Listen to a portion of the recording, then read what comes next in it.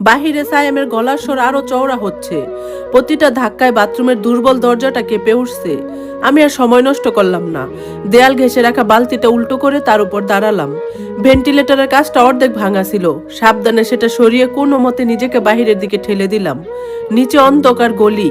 উপর থেকে লাফিয়ে পড়ার সময় পায়ে প্রচন্ড চোট পেলাম, কিন্তু ব্যথার চেয়েও বাঁচার তাগিদ তখন বেশি। আমি জানি সায়েম যখন দেখবে আমি ঘরে নেই, ও পাগলের মতো আমায় খুঁজবে। আমি খুঁড়িয়ে খুঁড়িয়ে মেন রুটের দিকে দৌড়াতে লাগলাম। পরনের কাপড় ধুলোয় মাখা, ঠোঁটের কোণে জমাট বাঁধা রক্ত।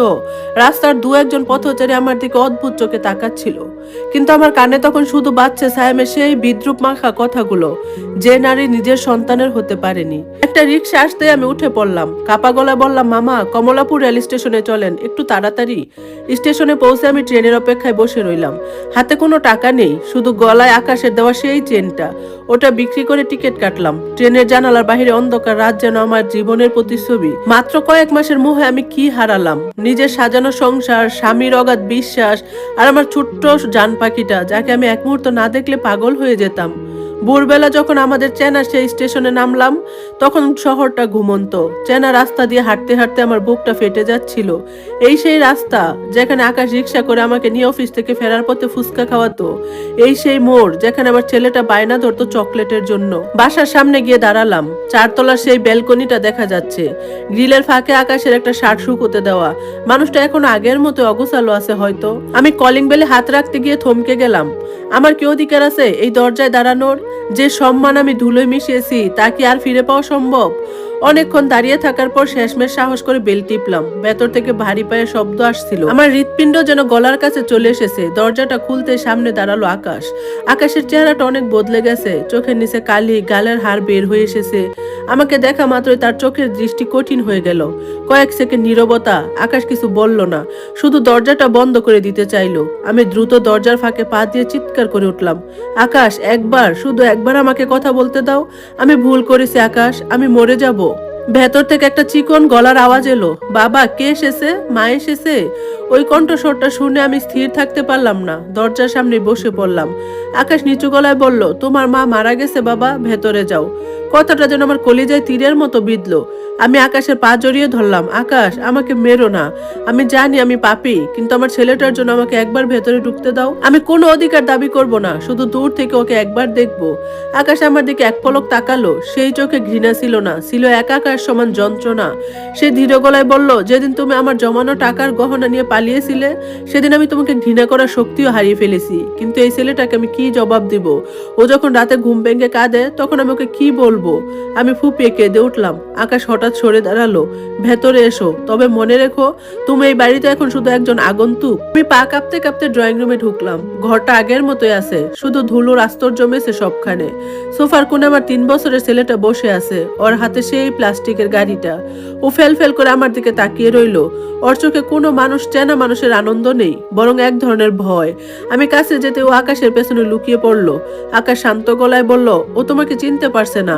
3 মাস ওর বয়সের জন্য অনেক লম্বা সময়। নিজের সন্তানের চোখে নিজের জন্য ভয় দেখে আমার মনে হলো এর চেয়ে মৃত্যুও ভালো ছিল। আমি বুঝতে পারলাম, ফিরে আসা যতটা কঠিন ছিল, এই বাড়িতে টিকে থাকা তার চেয়ে 1000 গুণ বেশি যন্ত্রণার হতে যাচ্ছে। সাইমের নরক থেকে বেঁচে ফিরলেও আকাশের এই মৌন শাসন আর ছেলের অচেনা চাহনি আমাকে তিল তিল করে শেষ করে দেবে। আকাশের সেই একটি বাক্য, ও তোমাকে চিনতে পারছে না, আমার কানে তপ্ত সীসার মতো লাগলো। আমার নিজের কলিজার টুকরো, যাকে আমি 10 মাস 10 দিন গর্ভে ধারণ করেছি, যার প্রতিটি কান্নার সুর আমার চেনা, সে আজ আমাকে দেখে তার বাবার পেছনে লুকাচ্ছে। আমি ফ্লোরে বসে 2 হাতে মুখ ঢেকে কাঁদতে লাগলাম। আকাশ কোনো সান্ত্বনা দিতে এলো না। সে রান্নাঘরে গিয়ে ছেলের জন্য দুধ গরম করতে লাগলো। ঘরটার প্রতি কোণা আমাকে বিদ্রুপ করছে। ড্রেসিং টেবিলের আয়নায় নিজের প্রতিচ্ছবি দেখে নিজেই চমকে উঠলাম। এ কাকে দেখছি আমি? রুক্ষ চুল, চোখের নিচে কালি, আর ঠোঁটে সেই ক্ষত, সায়েমের দেওয়া শেষ উপহার। একটু পর আকাশ ড্রয়িং রুমে এসে ছেলের হাতে দুধের মগটা দিল। ছেলেটা এক চুমুক খেয়ে আদো আদো গলায় বলল, বাবা, ও কাঁদছে, ওকে চলে যেতে বলো, আমার ভয় লাগে। বুকের ভেতরটা কেউ যেন ধারালো ছুরি দিয়ে ফালা ফালা করে দিল। আমি আর্তনাদ করে উঠলাম, আকাশ, আমি ওর মা, তুমি ওকে বলো আমি ওর মা। আকাশ স্থির দৃষ্টিতে আমার দিকে তাকিয়ে বলল, মা হতে গেলে মমতার প্রয়োজন। শুধু জন্ম দিলে মা হওয়া যায় না। যে মা নিজের সুখের জন্য দুধের শিশুকে ফেলে পরপুরুষের হাত ধরে পালাতে পারে, তার জন্য এই বাচ্চার মনে কোনো জায়গা অবশিষ্ট নেই। আমি ওকে বলেছি ওর মা মারা গেছে, আল্লাহর কাছে চলে গেছে। আর কোনোদিন যদি দেখো তোমার মা ফিরে এসেছে, তাহলে সে আসলে তোমার মা না, সে একটা রাক্ষস। ও এখন সেটাই বিশ্বাস করে। সেদিন রাতটা আমার জন্য ছিল এক ভয়ানক অগ্নি পরীক্ষা। আকাশ আমাকে স্টোর রুমে থাকার অনুমতি দিল। ধুলাবালি আর পুরনো খবরের কাগজের স্তূপের মাঝখানে একটা পাটি বিছিয়ে শুয়ে পড়লাম। পাশের ঘর থেকে ছেলের খিলখিল হাসির শব্দ আসছিল। আকাশ ওকে গল্প শুনিয়ে ঘুম পাড়াচ্ছে। একসময় সব শান্ত হয়ে গেল। মাঝরাতে হঠাৎ ছেলের কান্নার শব্দে আমার ঘুম ভেঙে গেল। ও বোধহয় স্বপ্ন দেখেছে। আমি অভ্যাস বছর তো ঘর থেকে বেরিয়ে ওর ঘরের দিকে দৌড়াতে গেলাম। দেখলাম আকাশ ওকে কুলে নিয়ে পায়চারি করছে আর বলছে, শোনা বাবা, কান্না করে না, বাবা আছে তো। আমি দরজার আড়ালে দাঁড়িয়ে দৃশ্যটা দেখছিলাম। আমার খুব ইচ্ছে করছিল একবার গিয়ে ওকে কুলে নেই। আকাশ আমাকে দেখে থামলো। ওর চোখে ক্লান্তি আর অবজ্ঞা। সেই ইশারায় আমাকে চলে যেতে বলল। পরদিন সকালে আকাশ অফিসে যাওয়ার সময় আমার দিকে কয়েকটা নোট বাড়িয়ে দিল। বলল, বাসায় সব বাজার আছে, ওর দেখাশোনা করো, কিন্তু মনে রেখো তুমি এখানে শুধু একজন আয়া হিসেবে আছো। ওর সামনে নিজেকে মা বলে পরিচয় দেওয়ার চেষ্টা করবে না। ওর মনের উপর আমি আর কোনো চাপ দিতে চাই না। আকাশ চলে যাওয়ার পর আমি সারা ঘর পরিষ্কার করলাম। আকাশের প্রিয় খাবারগুলো রান্না করলাম, কিন্তু দিন শেষে দেখলাম ছেলেটা আমার হাতে খাবার খেলোই না। ও বসে রইল ওর বাবার ফেরার অপেক্ষায়। বিকেলে হঠাৎ কলিং বেল বাজলো। আমি দরজা খুলতে আমার রক্ত হিম হয়ে গেল। দরজার ওপাশে সায়েম দাঁড়িয়ে, ওর চোখে সেই শয়তানি হাসি।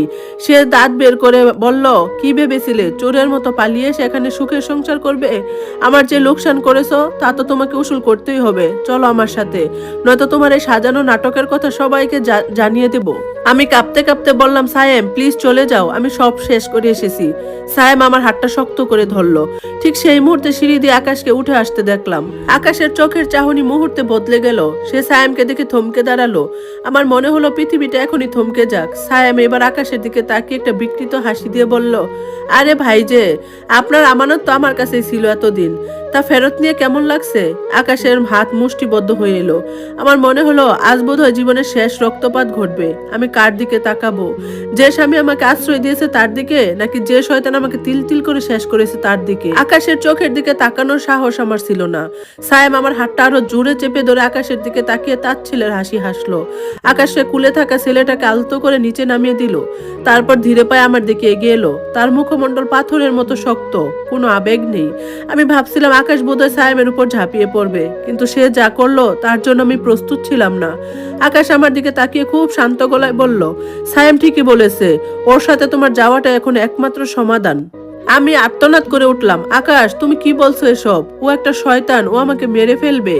আকাশ আমার কথা বিন্দু মাত্র কর্ণপাত করলো না। সে সায়েমের দিকে তাকিয়ে বলল, এই নারী এখন আপনার স্ত্রী সায়েম সাহেব, আপনি একে নিয়ে এসেছেন, আপনি নিয়ে যান। আমার এই বাড়িতে ওর কোনো স্থান নেই। সায়েম বিজয়ের হাসি হেসে উঠল, শুনলে তো, তোমার পরম দয়ালু স্বামী তোমাকে চায় না। এখন চলো লক্ষ্মী মেয়ের মতো আমার সাথে। আমি পাগলের মতো আকাশের পা জড়িয়ে ধরলাম।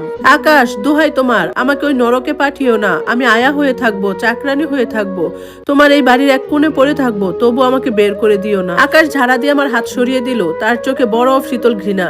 সে নিচু হয়ে আমার চোখের দিকে তাকিয়ে বলল, তুমি বোধহয় একটা জিনিস ভুলে যাচ্ছ। আমার স্ত্রী এবং আমার সন্তানের মা অনেকদিন আগে মারা গেছে। যেদিন তুমি এই ঘর থেকে অন্যের হাত ধরে বেরিয়েছিলে, সেদিনে আমি তোমার জানাজা পড়ে নিয়েছি। এখন আমার সামনে যে দাঁড়িয়ে আছে সে কেবল সায়েম নামক এক ব্যক্তির স্ত্রী। পর স্ত্রীর প্রতি আমার কোনো দায়বদ্ধতা নেই। ছেলের দিকে তাকিয়ে আকাশ আবার বলল, বাবা দেখো, এই লোকটা তার রাক্ষসটা ধরে নিতে এসেছে। আমাদের বাড়িতে এখন আর কেউ নেই, তুমি ভেতরে গিয়ে খেলো। ছেলেটা ভয়ে ভয়ে সায়েম আর আমার দিকে তাকিয়ে দৌড়ে ভেতরে চলে গেল। সায়েম আমাকে টেনে হিসড়ে দরজা দিয়ে নিয়ে যেতে লাগলো। আমি আকাশের দিকে করুণ চোখে তাকালাম, শেষবারের মতো একটু দয়া পাওয়ার আশায়।